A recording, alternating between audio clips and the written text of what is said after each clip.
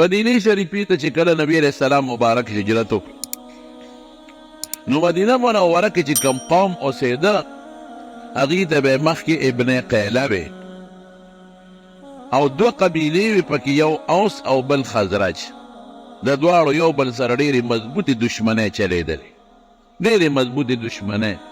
یو به د یو قبیلې نه مړي کول او بل به د بلې قبیلې نه مړي کول او سختې روانې وې چې کله نبی کریم صلی الله علیه وسلم هجرت وکړو د دې دواړو قبیلو خدای ورولي جوړه کړه قرآن شریف کې الله فرمایي وکنتم علی شفا حفرة من النار فانقذکم منها وی تاسو دواړه ډلې د جهنم په غاړه ولاړ وې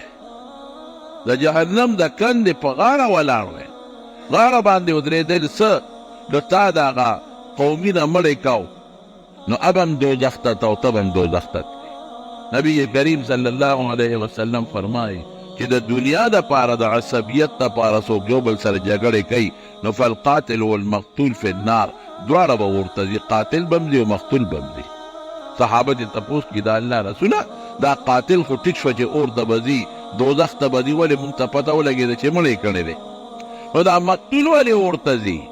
نبی علیہ السلام کو فرمال انه کان حریصا علی قتل صاحبه وی دی دا بل په قتل زیات حریصو دوی دا بل به مړ کم خوا پې را مخکې شو ده نیت کړی و چې دی وجنم خو هغه پې مخکې شو نو ګوره دواړه به جهنم ته ځي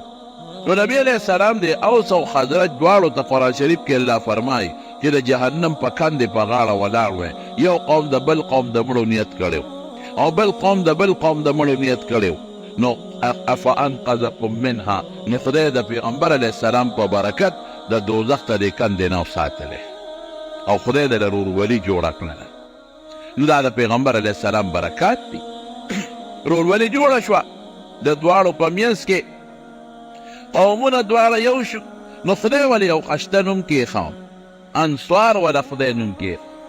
انصار څه معنا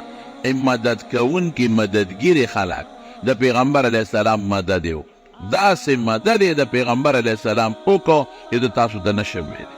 څومره جهادونو چې د نبی علیه السلام په هغه جهادونو کې دوی شرکت وکړو نبی علیه السلام چې کله بدر ته ته نو دوی خو د هغه قافلې په نیت تلل د ابو سفیان تجارتي قافله وه ځکه چې کافر به راتلل مسلمانانو له به زورنې ورکولې او د هغوی په چراګاه به یې حملې کولې او په لاره به مسلمانان نیول تکلیفونه به یې ورکول او دغه رنګې په مکه مکرمه کې مسلمانانو له ډېر ظلمونه کړي نو پیغمبر علیه السلام یو کوټې دوی یارون د مکې کافر نو د ابو سفیان قافله و هغې پسې ووتل لار کې ورته پته ولګېدله چې د ابو سفیان تجارتي قافله خو رانه بچ بچه ووتله او د ابو جهل لښکر راغی اوس څوک آیا د ابو جهل دې لښکر سره جنګ وکړو که ونه کړو نو یو ځای نبی علیہ السلام هلته صحابه ټول کېنو او مشوره یې ورسره کوله اشیرو علی ایها الناس خلکه مشوره راکړئ واپس ځو مدینې ته او که د ابو جهل د لښکر مقابلې نه لاړ دا سخته مقابله وه دومره سخته مقابله وه چې د ابو جهل لښکر 1000 کسانو او مسلمانان 314 عدد د مسلمان کم دی د ابو جهل لښکر ټول مسلح دی ټولو سره تورې دي نیزې دي ورسره زغرې دي ورسره اوښان دي ورسره او د نبي علیه السلام په لښکر کې صرف 8 تورې دي نو په 8 تورو د 1000 تورو مقابله کوم ځای کېږي نورو سره د کجورو ډانګونه دي او دوی سره صرف او صرف 2 اسونه دي 2 او کافرو سره 80 اسونه دي مسلمانانو سره 80 اوښان دي هغوی سره 200 اوښان دي دا ډېره مضبوطه او سخته مقابله وه نو پیغمبر علیه السلام صحابو سره مشوره کوله چې څنګه هم خوښه ده مونږ خو د هغه تجارتي قافلې په نیت راوتي وو چې هغې باندې به دوړه دبکه وکړو او کافر به پوه شي چې د مونږ لار خو د مسلمانانو په ګاونډ کې تېرېږي د تجارت لار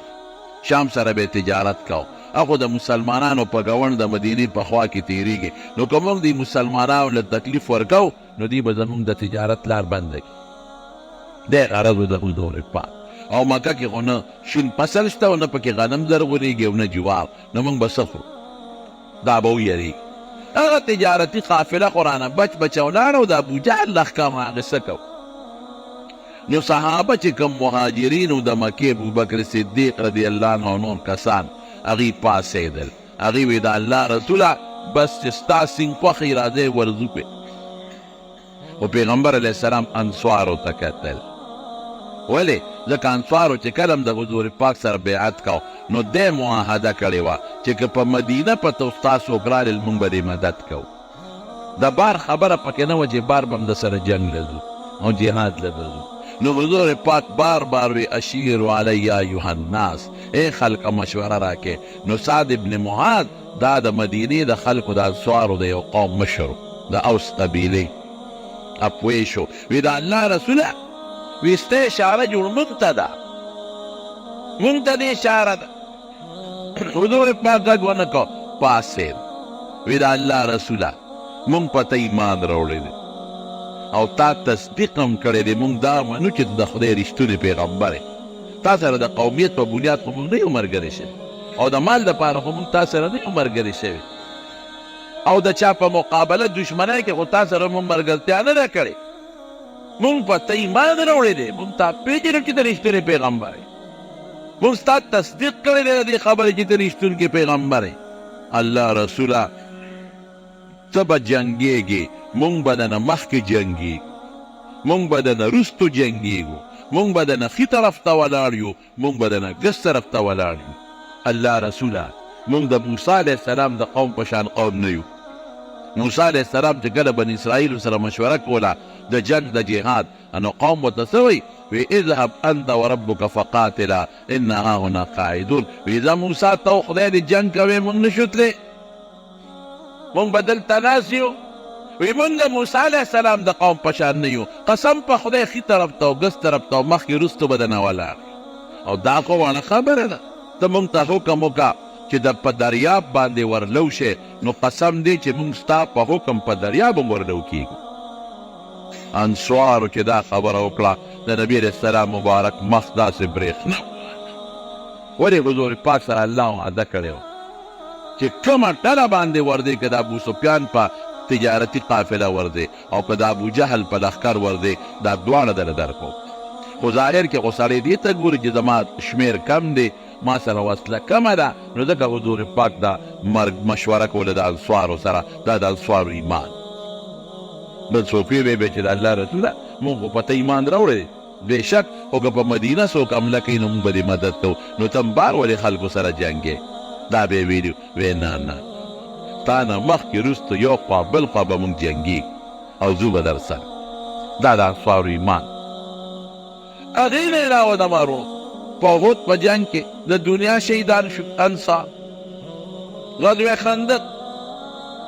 دومره قربانۍ د انصار وکړې. قرآن شریف کې خدای مدد خدای پاک ذکر کوي والذین آووا ونصروا. انصار هغه خلک دی چې دوی تاله ځای هم درکړ، راځه مدینې ته او ستا مدد یې م وکړو. په یو موقع نه بار بار مدد یې دله وکړو او د انصارو څه جل وکړو. مدینې چې کله مهاجرین لاړل نو پیغمبر علیه السلام د یو مهاجر او د یو انصاري ورورولي جوړه کړه. وی دا رونه شو. هغه مخکې دا حکم که دا مهاجر مړ شو د انصاري به تې میراث وړي، او که د انصاري مړ شو نو مهاجر به تې میراث وړي. نو د مهاجرو څو د غریبانانو څه انصار به بلکل دا یو انصاري یو مهاجر د مټونې او ځان سره کور ته بوته. لته زما ورور شوې ښه دې ته ورورولي وایي، که زه مړ شم میراث به مې ته وړې، زما تربوران به نه وړي، ته به وړې. یو صحابي د انصاري سعد ابن ربیع رضی الله عنه،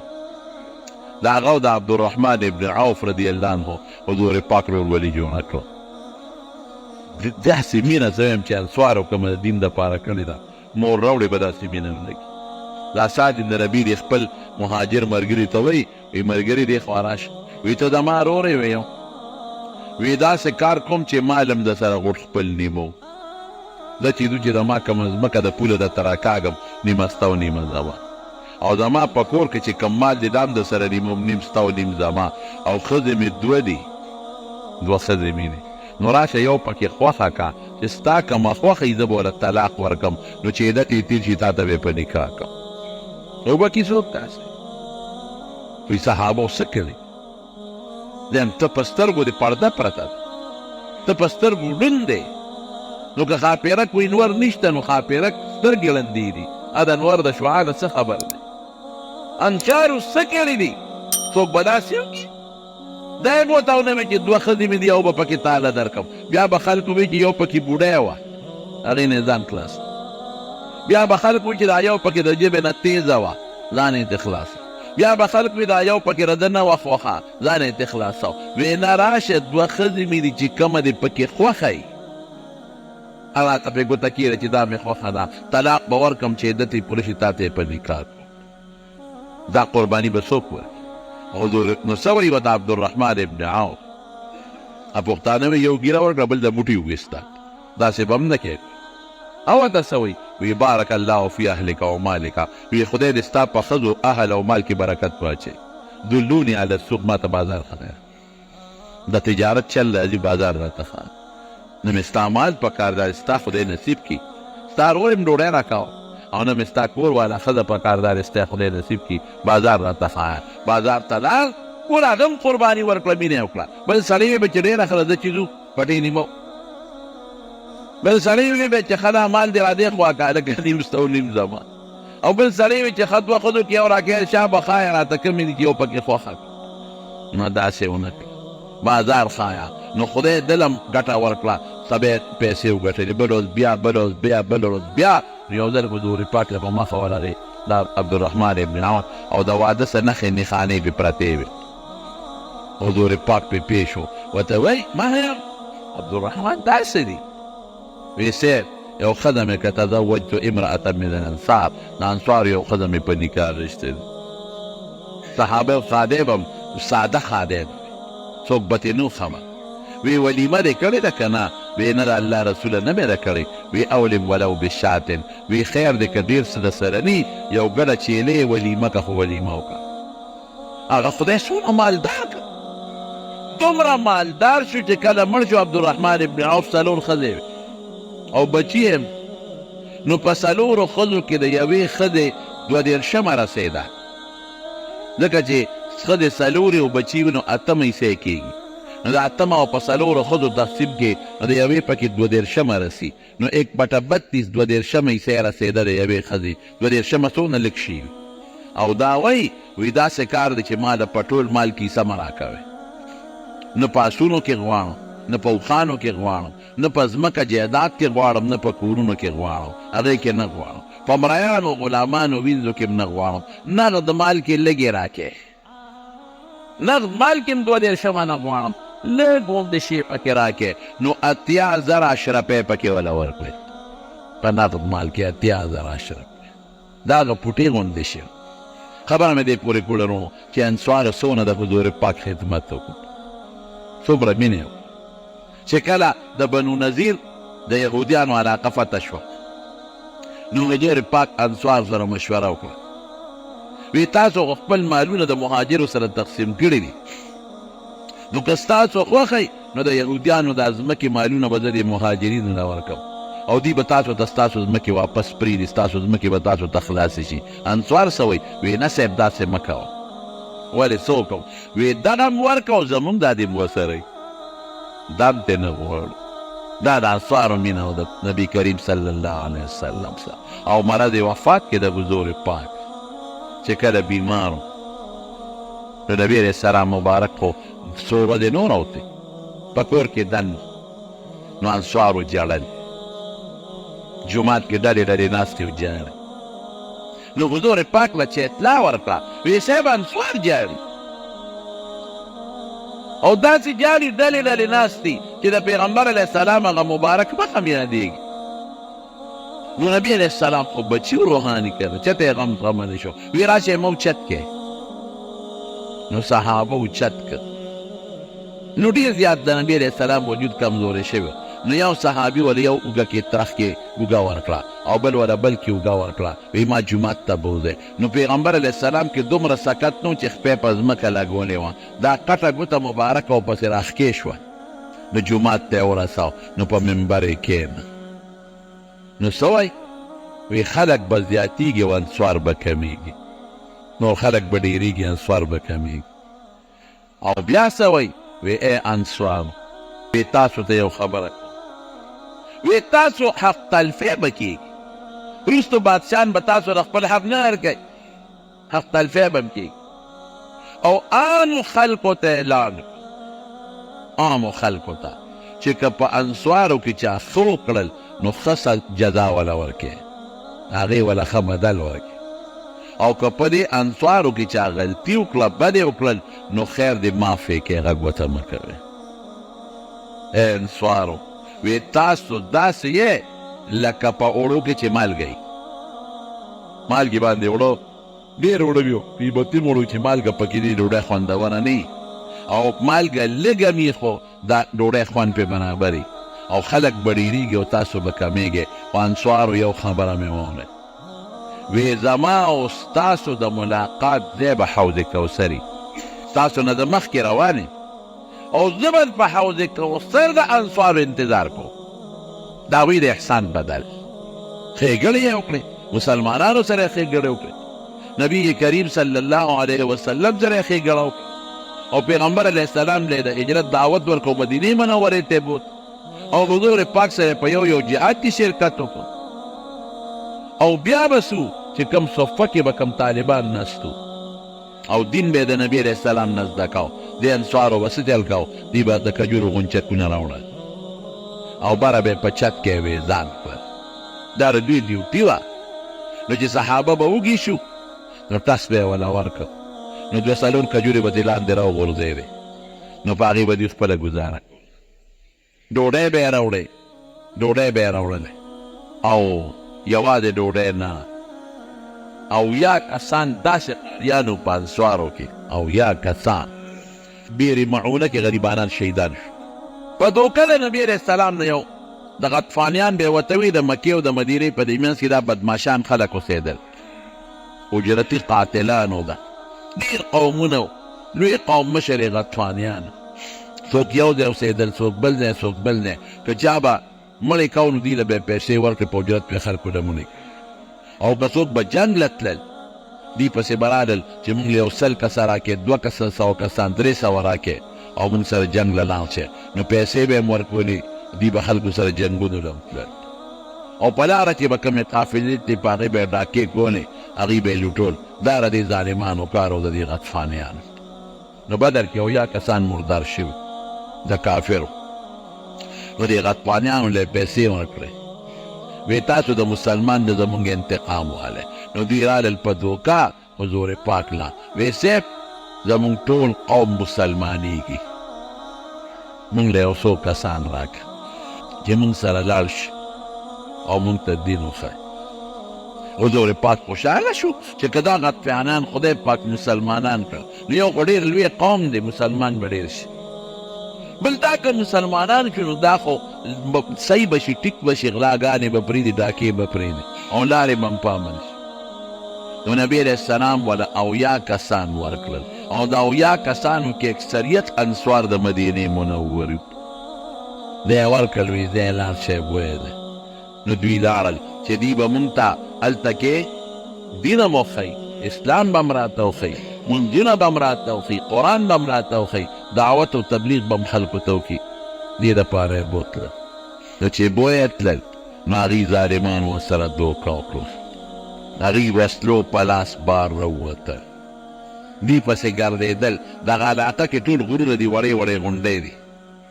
لارې داسې د غرونو کې تاو راتاو دي نو پته یو بل ته نه لګي نو هغوی ورپسې ګرځېدل چې په کومه لار به دوی را روان چې مونږ یې ګیر کړو یو بل سره په نیټې خاوتی نو دوی یو ځای غریبانانو د مدینې له ځان سره کجورې وړارۍ خوړلې وې هلته هډوکي پراته وو چې هغوی وکتل چې دا هډوکي پراته دي نو پېژندلې وی دا خو د مدینې د کجورو هډوکي دي نو بیا د قدمونو په نخ ورپسې روان شو نو د اویا کسان یې ګیر کړل دا ته ګیر چاپېره تو شو دا غطفانیان خلاصه د خبرې دا وه 2 کسان دغه وخت کې بارو او 2 کم اویا کسانو دې ګیر کړل او دا 2 کم اویا ټول غریبانان شهیدان کړل مکمل هغه 2 کسان وایي وی موږ مارغان ولیدل چې په هوا کې تاویږي را تاویږي وی موږ وایي چې سلانجه خو شوې ده وی چې رالو اویا کسان صحابه په وینو کې لت لت قیمې غوښې پرتې یو کس ورغی هغه وی زما د ژوند څه فایده ده نو هغه هم شهید کړ او هغه بل کس یې سر ولا وخوړی وي د تا خوشي پرېږدو چې مسلمانانو تاله وی چې ملګري رانه مړه کړل دا اویا اکثریت انصارو حضور پاک پې دونه خفه و دومره دوکه شول چې یو میاشت یې د سار په مانځه کې خیرې وکړې دوی پسې په نوتې نازله او دوی به څه کول دی یو کسان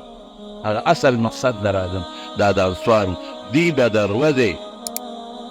تلل ګر روجې به وي د غریبانان او روجه په خولې به دوی غرونو ته تلل او دشت ته او هلته به یې خشاک کو هغه خشاک به یې راوړو په بازار کې به یې خرڅاو او د سرفې د طالبانو نه یې په هغې د ډوډۍ بندوبست کو نه سپلی وې د غریبانان یو څادر به و لنګ به یې د پرتوګ په دی لنګ کړی کمیسیون هم د خوارانو وي داسې ژوند به یې تېرو یو څادر به یې همداسې و چې په هغې کې به تڼۍ نه وې بکسوه به نه وه نو یا به یې دلته لاس کې نیولی و چې د عورت نه ښکاره نه شي او یا به یې ورته غنه د غنې ټک به یې تیستی و پکې به یې غنه ګیولې وه چې دا زما د عورت ښکاره نه شي دغه یو څادر کې به غریبانان ګرځېدل او سپلی کم ځای وې سرمن به یې راواغېسته سوړی به یې پکې وویستې درې نو د کجورو د مدي نه به یې پړې جوړ کړو نو د هغې نه به یې ولا دغه جوړ کړه څه ورته وایي د چپل د پاسه دا شیسي دا خپچې پکې همست مخ به یې ولګوي او چې یخني به یې وشوه نو د یخنۍ بندوبست به یې څه کو نه کوټ شته او نه سویټر شته او نه کمبل شته د څاروي سرمن به یې راواغېسته میاشت کې به یې سوری کړه نو هغه به یې سر ته واچوله او دې خېټه کې به یې وتمده چې دا زما دپاره کوټه او واسکټ شو قسم دی وي چې باران به وشو نو زموږ نه به داسې بین ته لکه د ګډ نه چې د ګډ د وړۍ بین ځي دا ژوند دا اویا کسان د ورځې روجي او خشاک به یې راوړه په شاګانو به یې په کوڅو کې خرڅاو نو په هغې به یې اصحاب صفه او دغه طالبانو مهاجرو له ډوډۍ بندوبست کو او ټوله شپه به مسجد نبوي کې ولاړو لمونځ به یې کو تلاوت د قرآن شریف به یې کو دا اویا کسان شهیدان شو یو میاشت نبي علیه السلام دا ظالمانو ته خیر یې وکړې دا اکثریت د انصار کومې قربانۍ چې د مدینې انصارو د دین دپاره ورکړې زما مور راوړې بچې به داسې قرباني ورنه کړي د مهاجرینو خپلې قربانۍ وي همبېشکه ډېرې زیاتې وي هغوی وطن پرېښود هغوی بچي پرېښودل ښځې پرېښودې د دین د مخه او د نبي علیه السلام د مخه خو انصارو دا قربانۍ ورکړه نو چې کله مکه مکرمه فتح شوه ګوره د حضور پاک اوس دې ته ګوره اوس نو لاړل حنین ته حنین ته ولې لاړل چې مکه سینګ فتح شوه نو پیغمبر علیه السلام ته یو اطلاع راورسېدل وی د حنین حوازن ورته وایي دا ځان له یو قبیله وه په طایف کې او د طایف نه ګردونه وه په دغه علاقو کې اوسېدل وی حضرت حوازن راغونډ شوي دي او په مسلمانانو حمله کوي په مکه راځي هغې وی چې یاره مسلمانان خو مکه فتح کړه هسې نه دې خوا نه مخه ونه کړي واپس راغی وی صاحب خبره رښتیا ده په زرګونو لښکر تیار شوی دی تقریبا 40,000 خلک راغونډ شوي 40,000 او په مسلمانانو حملې دپاره صاحب 40,000 خلک راغونډ شوي دي او په تا حمله کوي نبي علیه السلام چې په موږ راځي نو موږ ولې لاړو نه شو نو 10,000 هغه خلک وو چې کوم د مکې مدینې نه تللي وو مکې فتح کړې وه او 2,000 کسان مو سره د مکې نه یو ځای شو نو لاړل صاحب د دې یو مشر و مالک ابن عوف یا د جنګ کمانډر ان چیف و د دې کافیانو او یو پکې یو سپین ږیري درید به ورته وی درید ابن سمه دا بوډا په سترګو ړوند و خو د جنګ ماهر و مخکې بوډا سپین ږیری ډېر جنګونو کې د مشري کړی و نو اوس یې دې جنګ کې خو مالک ابن عوف مشر کا خو درید یې ځان سره په زانګو کې راواغېسته وی دې دنه به موږ چل زده کوو درید چې سینګ راوسته دا درې دي په دې علاقه کې زه تلیم طایف ته دا ډېرې خطرناکې درې دي موږ پکې خدای کو په پلینکوټ کې تلو یېرېدو داسې خطرناکې درې دي او موږ لا په هغه لار لاړو چې کومه د جنګ هغه خطرناکه لار نو دې خو په سترګو ړوند وي چې کوم ځای ته رسئ ما ته وایه وی دا کوم ځای دی وی دا اوتاس دي د هغې درې دي وی د جنګ دپاره ډېر موجود ځای دی وی ما ته خو نه ښکاري خو که اوتاسي د جنګ ډېر موزون ځای دی داسې وکړئ چې دا تنګه دره ده مسلمانان به په دې راځي او تاسو ورته د غرونو په دې غاړو کې پټ شئ خو چې دوی سینګ راشي نو اول به په غشو غزارونه وکړئ دا دی چې ورته وایي نو چې په غشو یې ښه وولئ او دوی زخمیان کړئ نو بیا ورپسې ورکوز چې په تورو یې ووهئ بس قوم یې وی باباجي خبره ټیک باباجي سپینګیري شیطان باباجي خبره ټیک دې کې چغې واورېدې دورې وی دا چغې رسېدي دا شور د څه دی وی دا ماشومان دی او ښځې دي وی ښځې ماشومان څه کوي وی هغه مالک ابن عوف چې کوم زموږ مشر دی هغه وی ځان سره ښځې او بچي راولید دی راباندې رستی دي وی دام ښه کار نه دی کړی ولې ځکه ښځې بچي تاسو له په جنګ کې خو په کار نه راځي او که تاسو شکست ومونته وتښتېدی نو ښځې بچي به دنه مسلمان والي نو دا څونه بې غیرتي ده دا واپس کې نو مالک ابن عوف ته چې ووایي چې کاکاجي خو داسې وایي باباجي خو وایي چې دا ماشومان او دا ښځې واپس کې وی باباجي دماغ کمزورې دي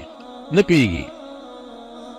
چې دا ښځې بچي را سره نو موږ به مضبوط جنګ وکړو په دې به یریږو چې دا ماشومان او ښځې رانه مسلمانان چې ته په قبضه کې وانلي نو د شرمه به جنګ کوو باباجي کمزورې دی پرېږدی به دا ځای راته ټیټ خورې دی نور باباجي نه قرار شي مسلمانان 12,000 دي او دا څلېرې زره نه زیات دي او په درو کې ناست دي او چې مسلمانان په لارو تېرېدل د خولې د مسلمانانو نه یو ټکی وخت یو خبره ووتل لن نغلب اليوم من قلة وی نن موږ ډېر زیات یو نن موږ شکست به نه بولو نور کله به کم نو بیا هم څه خبره وه نن به موږ د تعداد په وجه شکست نه منو نه موږ ډېر 12,000 چېرته کم دی جمع شوي دي 12,000 دي الله وی دام څه ووایي اعتماد به په ما کوئ که په تعداد به کوئ ویوم حنین اذ اعجبتکم کثرتکم فلم تغن عنکم شیئا وضاقت علیکم الارض بما رحبت وی نو بس څه چلو شو دوی په لاره تلل او دا کافر ورته په درو کې ناست دي او مقصد د هغه بوډا باباجي خبره اخو جنګي ماهرو په غشو یې پې شروع کړه لقار شو د یو طرف نه او بل طرف نه او غشي چې ولي صحابه یې خدای دا ناګهاني ګلی د کوم طرف نه پېښه شو پوچ اسمه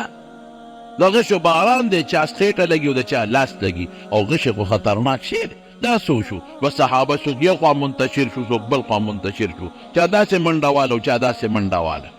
غریبانان منتشر شو حضور پاک سره یو 14 کسان پاتې شو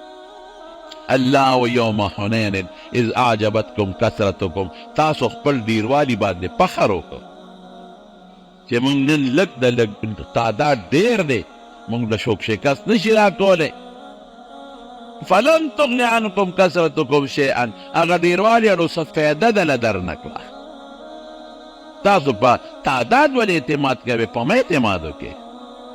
وجاقت علیکم الارض بما رحبت ځمکه سره د پراخۍ در باندې تنګه شوه چا یو خوا منډې والې چا بل خوا منډې والې او نبي علیه السلام مبارک په اس باندې په سپینه قچره سور ابو سفیان ابن حارث ابن عبدالمطلب دی د تره زوی هغه واګي نیولی وی او بیا حضرت عباس واګي ونیولی او حضور پاک به زور لګو چې دا څاروی د ما مخکې شي او هغوی نه پرېښود چې صاحب که مخکې شو ته به غشي لګې دا خو دغه شو سم باران یو طرف نه دی بل طرف ته په ټولو درو کې هغوی ناست دي او د هغوی علاقه خلک خپل پیژني نو چې دوی د نبي علیه السلام دا څاروی نه پرېښود نو حضور پاک د څاروي نه ټوپ پرې کوز شو دی او پیاده یې منډه کړې انا النبي لا کذب انا ابن عبدالمطلب زه پیغمبر یم ګورې زه دروغجنه خبره نه کوم پیغمبر یم دروغ خبره نه ده پیغمبر تښتي نه او زه د عبدالمطلب نسیم زمانې کې چې د جنګ نه دی تښتېدلی او اوالی وکړه صحابو ته یا اصحاب الشجره ای د حدیبیې د اونې لاندې بیعت والا تاسو هغه خلک نه وي چې حدیبیې کې ما سره د اونې لاندې بیعت کړی هغه خلک نه چېرته لاړی او خصوصا انصارو ته آواز کوي یا للانصار یا للانصار دا عجیبه نکته ده ای انصارو راشه یا آل الانصار یو روایت کې راځي یا للانصار دا لام د استغاثې دی یا آل الانصار ای انصارو راشه ای انصارو راشه بس صحابه چې پوه شو ټول راغونډ شو سره د دې نه چې ټول زخمیان دي غریبانان وجودونو کې غشي چې وجود کې ونښلي بیا خو د هغې خپل ګران هغه خو وزري چې راکاږي غوښه ځان سره شلی ونښتېدل، جنګ یې وکړه د کافرانو سره او ټول کافر شکست وموند، وتښتېدل. په زرګونو 40,000 ګډې چیلۍ ته مسلمانانو په قبضه کې واخیستې، 40,000. او زما په خیال څه 12,000 څومره خان او ښځې او بچي ټول ته پاتې شو او دا ټول وتښتېدل. څوک یو خوا تښتي، څوک بل خوا تښتي، مسلمان ورپسې لګیا دی او کافر تښتي تښتي تښتي. ایماني جذبه خو شته چې دا غنیمتونه یې ټول راغونډ کړل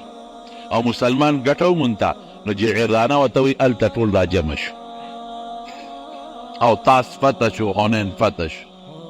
جعرانه کې جمع شو. نو چې څنګه جمع شو که نه، نو پیغمبر علیه السلام هغه غنیمتونه تقسیمول. اوس هغه هل جزاء الاحسان دی للاحسان. دا ښځې څوک یو؟ دا ماشومان څوک وو؟ دا هغه ښځې ماشومانو چې د پیغمبر علیه السلام رضاعي مور و بیبي حلیمه رضی الله عنها د هغې د قوم خلک وو. ده څوک یې تروریانې دي د نبي علیه السلام رضاعي د پیو، څوک یې مامیګانې دي، څوک یې د ترور لوڼه دي، څوک یې د ماما بچي دي، څوک یې دا ټول د رضاعي مور د بیبي حلیمې قوم دی ټول.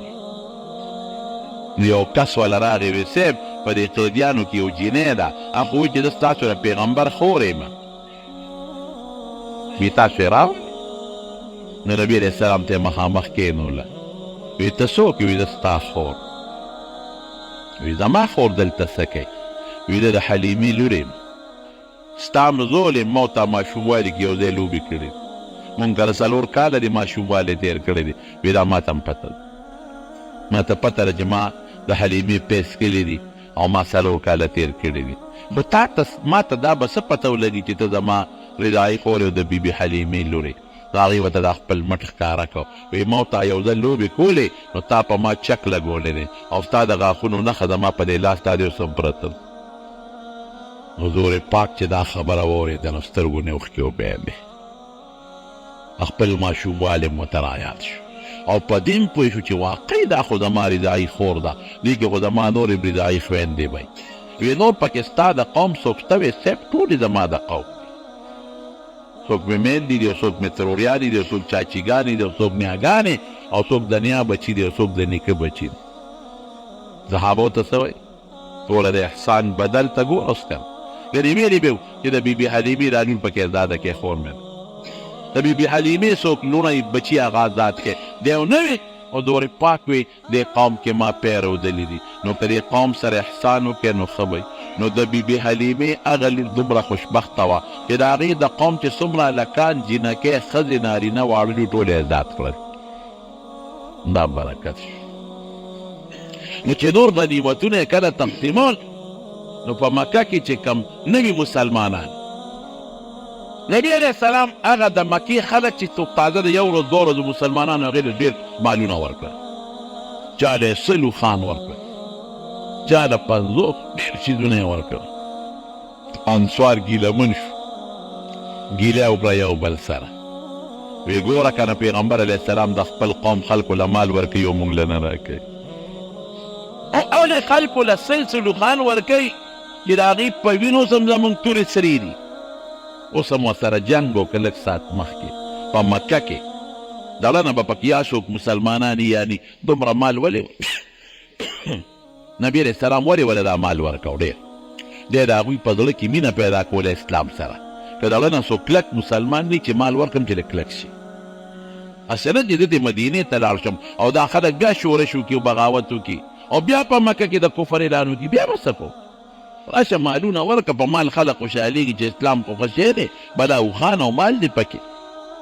کلک به شي. نو انصار همدا شکایتونه وکړل، ویې زموږ جګړې چې دي نو دا مونږ وکړئ، زموږ تویې د هغې په وینو سرې دي، هغې له مال ورکوي مونږ له نه راکوي، او چې سخته شي نو مونږ ته اوازونه کېږي چې انصارو راشه، او چې نرمه شي راحته شي مونږ له څوک مال ته راکوي، ګیلاله کې راځي.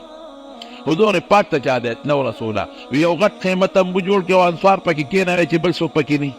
خبرې ورسره غټ تمبو تړلی شو، انصار پکې ټول نال پردې ته تاو کې وی بل به څوک نه ګورې صرف انصار به وی ټول انصار راغل. نبي علیه السلام ورننوت وی بل بارې خو در کې څوک نشته، که وي چې بارې وباسم صرف انصارو سره خبرې کوم. هغې وی صاحب یو کس راکې باری شته. وی څوک دی؟ وی زمون خورایې حضور پاک یې یادو ځکه د نبي علیه السلام نیا د انصارو وه.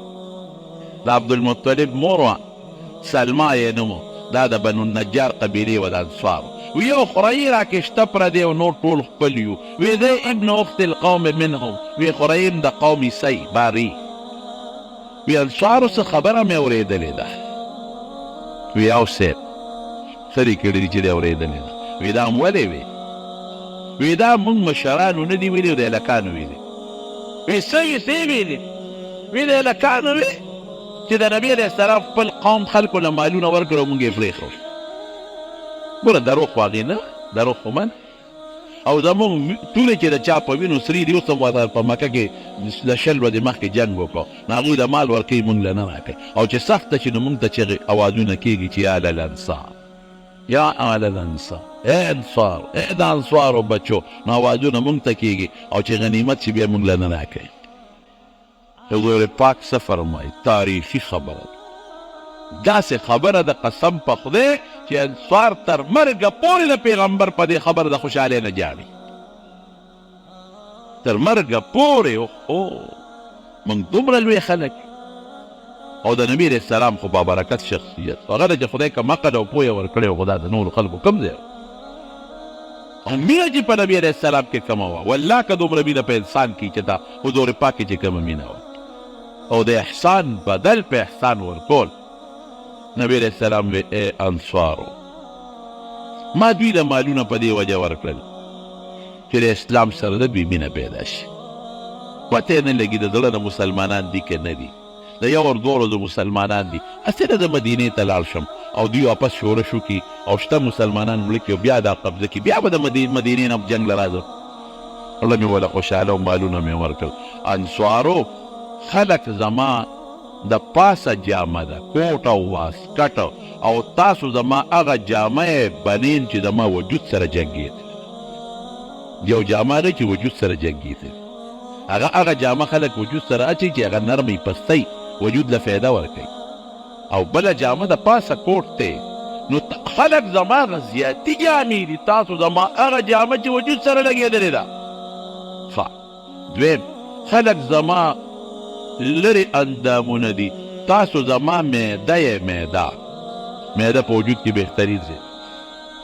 او ای انصارو واورئ خوښ هم نه ده چې خلک ځان سره ګډې او چیلې کورونو ته بوځي او اوښان کورونو ته بوځي او تاسو ځان سره محمد رسول الله کورونو ته بوځي. صلی الله علیه اوس ګډې چیلې هم خوښې دي که زه هم خوښ یم درکم ګډې چیلې مکه کې به پاتې شم. خلک به څاروي کور ته بوځي او تاسو به ځان سره ما مدینې منورې ته بوځئ. لږ خیل کې ګډې څاروي ښه دي. الله اکبر ټول په ژړا شو.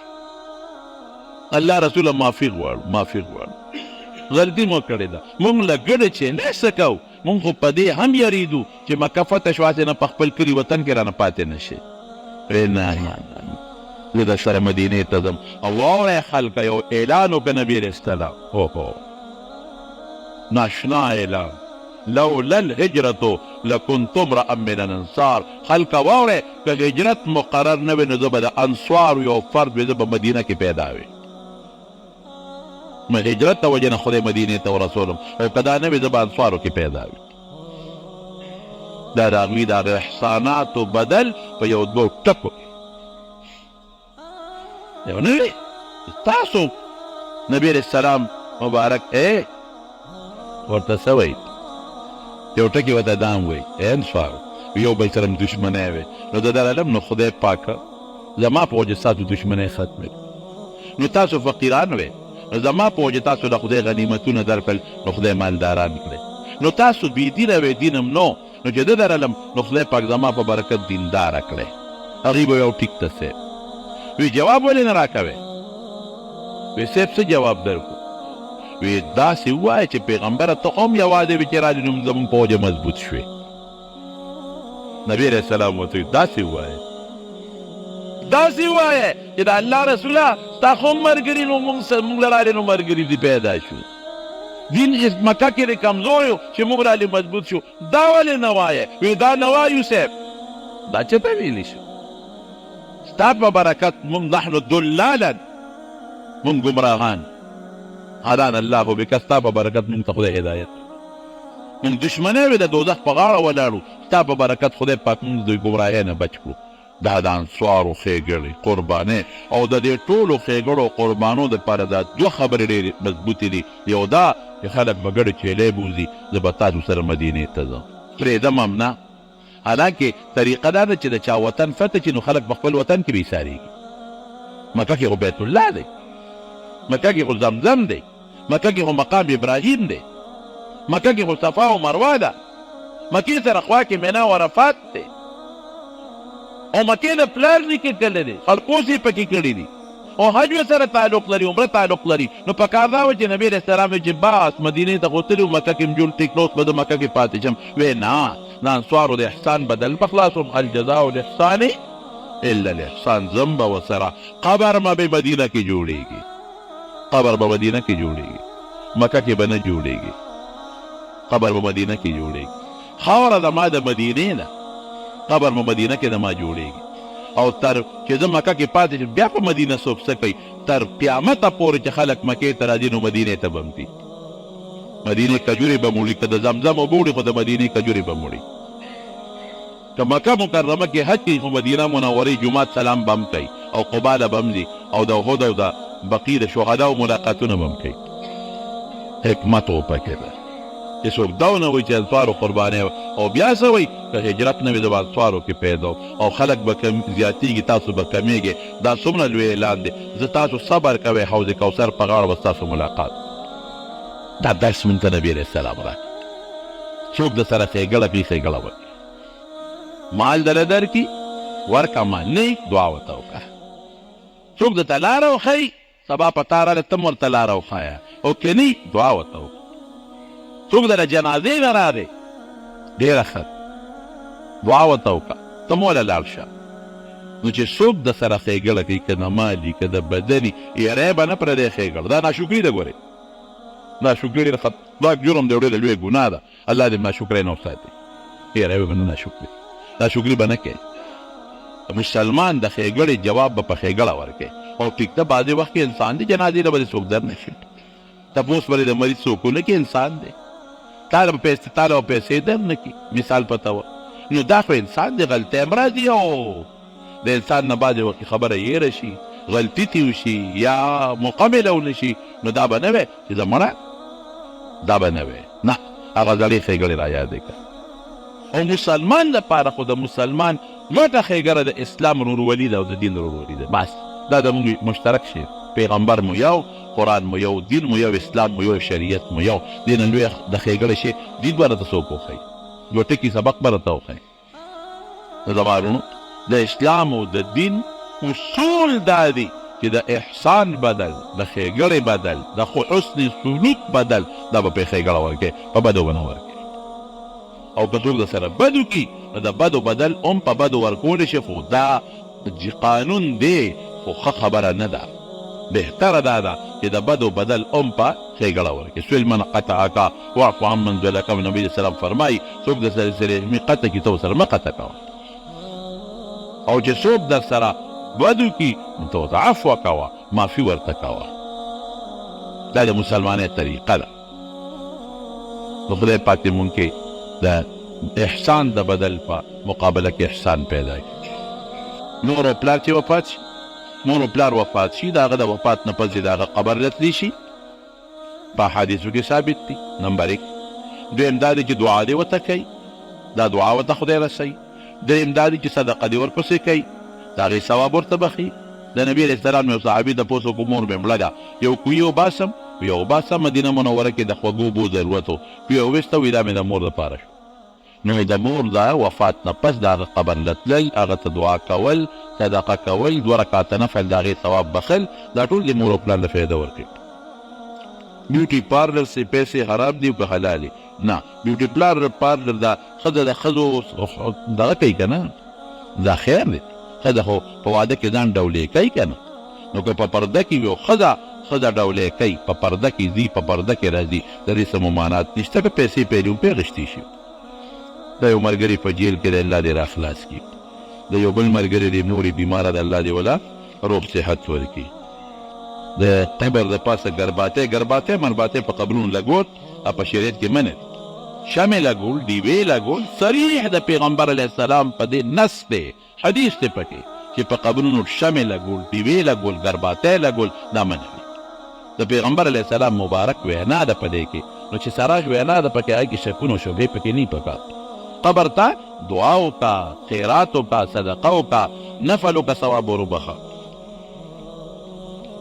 لاس ته چې کوم شی پروت دي په ځمکه په لاس نه چې کومه نوړی په ځمکه پروت دي د نبي علیه السلام طریقه دار چې هغه اوچته کړه نو چې کوم ځای خاورو سره جنګېدلی هغه ته وغورځوه او چې کوم پاک دی نو خولې ته یې واچوه نفلو هر رکعت کې لس صورته بلکل صورتونه پکې ویلی شي منځ کې د مونږ د امام صاحب په مذهب بسم الله پکې مه وایئ د ده څه کور کې مشکلات دي شب قدر نه را دوست راځي الله دې د مشکلات په خیر باندې بدل کړي والله یې د پریشان مونږ وساتي رب ذوالجلاله مونږ کې د ښېګړې بدل د ښېګړې په ماده پیدا کړي الله د مسلمانانو یو بل سره اتفاق پیدا کړي اختلافاتونه مو ساتي خدای که څوک مریضان دي ته د شفا ورکړي که څوک قرضداران یې قرضونه اخلاص کړي خدای د موږ فراخه روزي نصیب کړي الله د پریشانو ټینشنونو نه محفوظ وساتي الله د مسلمانانو په منځ کې د خوشحاله زندگی پیدا کړي خدای د بغضونو نه مو ساتي د حاسدینو د حسدونو نه مو ساتي د شریانو د شرونو نه مو ساتي او د خیر او د برکت او د خوشحاله زندگی نصیب کړي مشران مو بخي څومره مشران چې وفات شوي دي الله ته مغفرت نصیب کړي او چې کوم ژوندي د روغ صحت ولې نصیب کړي کشر کل چې زموږ څومره دی نوجوان طبقه الله د لوفرو د جرم نه ساتي د زنانو په سرونو د حیا او د پردې څادر واچي د رسوایۍ نه مو ساتي اخر وخت په خولې دا کلمه نصیب کړي لا اله الا الله